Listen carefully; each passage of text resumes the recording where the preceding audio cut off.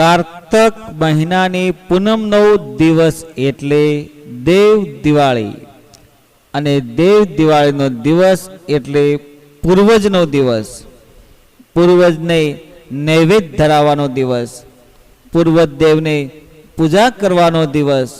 આપણા પૂર્વજ દેવ, આપણા ઈષ્ટદેવ, જેટલા બી દેવો હોય, દેવોના દેવ મહાદેવ હોય, જે બી દેવ હોય, પૂર્વજ દેવ હોય, કુળદેવી દેવ હોય, તમે જે ઈષ્ટ દેવી દેવતાને માનતા હોય એ દેવોની પૂજા કરવાથી ઘરમાં સુખ, શાંતિ અને સમૃદ્ધિ છવાઈ જાય છે. દુશ્મનોનો નાશ થાય છે, ધંધામાં ઉન્નતિ થાય છે, બાળકોમાં સંપ, કુટુંબમાં એકતા રહે છે અને કુળદેવીની અને પૂર્વદેવની કૃપા આપણા ઉપર થાય તો આપણું જીવન ધન્ય બની જાય છે. મિત્રો, દેવ દિવાળીના દિવસે જે આપણા પૂર્વદેવ હોય એમની તમે જો પૂજા કરો છો તો તમારા જીવનમાં ક્યારેય મુશ્કેલી, સંકટ, વિઘ્ન, અણધાર્યા વિઘ્નો આવતા નથી. દુશ્મનો ક્યારેય તમને નડતા નથી. તમારો ધંધો વેપાર ખૂબ જ ચાલે છે. તમારા જીવનમાં એટલી બધી પ્રગતિ થાય કે દુનિયામાં કોઈ એવી શક્તિ નથી કે તમારો વાળ પણ વાંકો કરી શકે.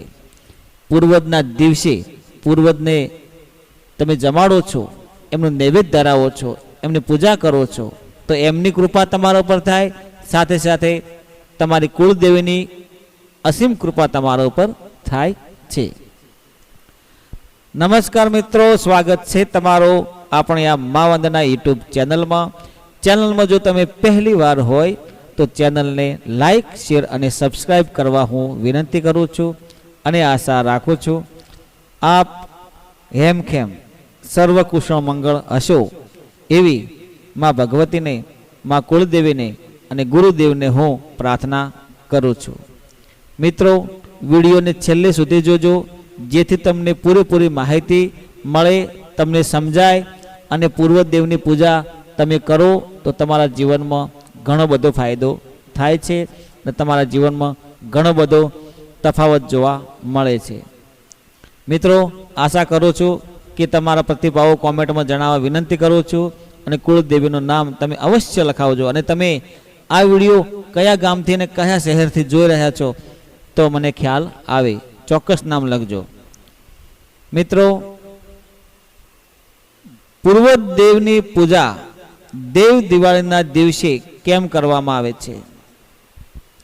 આપણા ઘરમાં આપણે પાણીયારીએ પૂર્વજનો દીવો કરતા હોઈએ છીએ અને ઘરમાં શાંતિ છવાઈ જાય છે.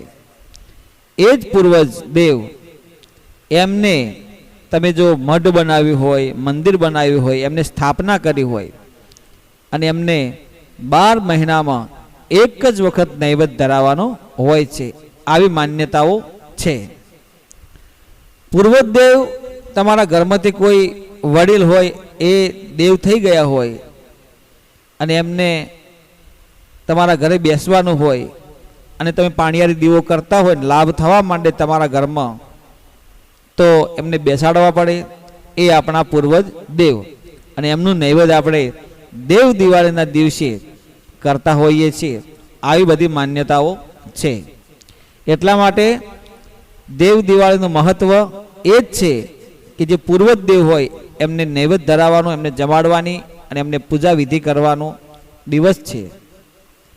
તો હવે આપણે પણ આપણા પૂર્વજને પવિત્ર ભાવથી અને સાચા હૃદયના ભાવથી, જેવો ભાવ આપણામાં હોય એવી પૂર્વજદેવની કૃપા આપણા પર થાય. જેવો આપણો નિસ્વાર્થ ભાવ હોય, સચોટ અને સાચો અને પવિત્ર ભાવ હોય તો પૂર્વજદેવની કૃપા ઝડપથી પ્રાપ્ત થાય છે. સાથે સાથે માં ભગવતી કુળદેવી માની કૃપા આપણા પર થાય છે. મિત્રો, પૂર્વજદેવના મંદિરે જવાનું છે. એમના માટે ઘીનો કે તેલનો દીવો તમે કરી શકો છો. આડી કે ઊભી દિવેટનું કોઈ મહત્વ નથી હોતું. દીવો કરતી વખતે તમારો જે ભાવ, શુદ્ધ ભાવ, પવિત્ર ભાવ હોય, સચોટ ભાવ હોય એ તમારા ઉપર ડિપેન્ડ કરે છે. બીજું કે જ્યારે તમે પૂર્વજદેવના મંદિરે જાઓ તો પુષ્પો વડે મંદિરને શણગારવાનો છે. મંદિરને લીલુડો માંડવો બનાવી શકો તો અથાશક્તિ કરી શકો છો.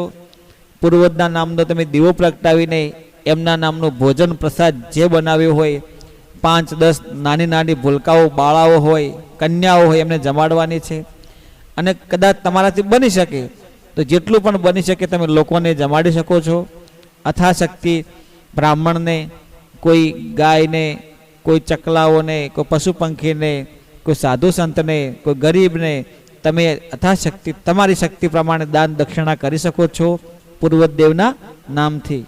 મિત્રો, દેવ દિવાળીના નામે પૂર્વદેવનો પૂજાપાઠ કર્યા બાદ તમે તમારા કુળદેવીની પૂજા કરો. એમના નામથી તમે કોઈ સારું એવો ધર્મ કરો, કાર્ય કરો.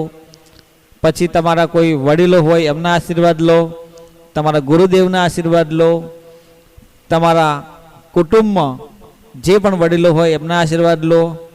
પછી તમે જે મનમાં ધારેલા હોય સંકલ્પો એ તમારા પૂર્વદેવના મઢે મંદિરે જઈ અને એમને જણાવવાના છે.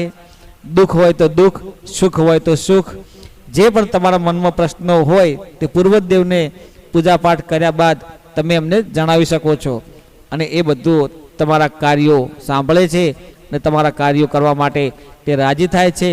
અને ઝડપથી જેવો ભાવ તમારો હશે, પૂજા તમે ગમે એવી કરો, દીવા, ધૂપ, અગરબત્તી, પ્રસાદ, ભોગ, નૈવેદ્ય, ચુંદડી, એમના માટે તમે અઢળક ખર્ચો કરી નાખો, પણ એનું કોઈ મહત્વ નથી. 365 દિવસ જો તમે ધૂપ, અગરબત્તી, દીવા કરશો ને તો દેવ હાથમાં નહીં આવે. પણ મિત્રો, દીવા, ધૂપ, અગરબત્તી અને આ બધું કરવું એ ભક્તિનો એક સાધન છે. દેવ પ્રત્યે તમારી લાગણી કેવી છે, દેવ પ્રત્યે તમારો ભાવ કેવો છે, એનું માત્ર ને માત્ર એક સાધન છે. સાચો ભાવ હોવો જોઈએ, સાચી લાગણી હોવી જોઈએ, પવિત્ર ભાવ અને નિસ્વાર્થ ભાવ હોવો જોઈએ. જો તમે સ્વાર્થી બનશો, પોતાના ભોગ વિલાસ માટે તમે કંઈક દેવ જોડે આશા રાખશો અને માગશો તો કાર્ય નહીં થાય. સચોટ ભાવ કેવો હોવો જોઈએ કે સર્વ જગતનું કલ્યાણ થાય, તમારા અને તમારા પરિવારનું કલ્યાણ થાય અને બીજાનું હિત થાય. એવા ભાવથી જો તમે દેવની આશા રાખશો તો કોઈ પણ કાર્ય ઝડપથી થઈ જશે. એટલા માટે મિત્રો, હું તમને વિનંતી કરું છું, ભક્તિ એવી કરો કે નિસ્વાર્થ, અને પૂર્વદેવને, કુળદેવમાને એ રીતે પસંદ કરો કે તમારો કોઈ સ્વાર્થ ન હોવો જોઈએ. અને પવિત્ર ભાવ, સાચા હૃદયના ભાવથી કરેલી પૂજા ચોક્કસ તમને શુભ ફળ આપે છે, એવી આશા રાખું છું. જય ગુરુદેવ, જય માતાજી.